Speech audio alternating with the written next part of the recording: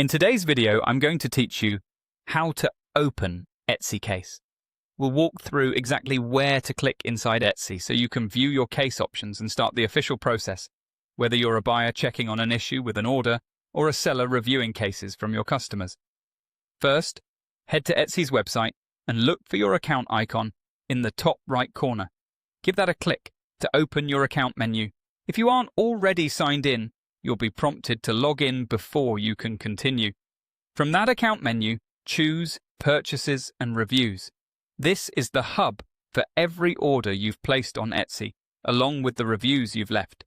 It's also where Etsy links you to the case tools you'll need if something with an order needs attention. On the Purchases and Reviews page, find and click Cases.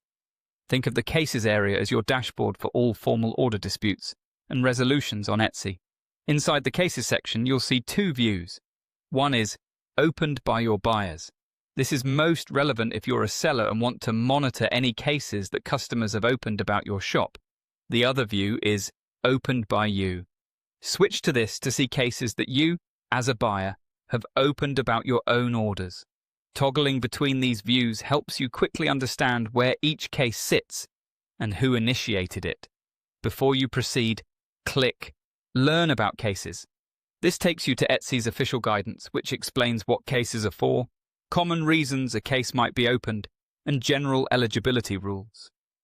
It's a useful checkpoint to make sure your situation fits Etsy's policies and to understand what information you may need to provide, like order details, timelines, and any relevant messages or evidence. You'll now land on Etsy's help article titled How to Open a Case. This page lays out the criteria and steps in plain language. Take a moment to scan the sections that match your situation so you know what to expect. When you're ready, click. Choose your order from that help page.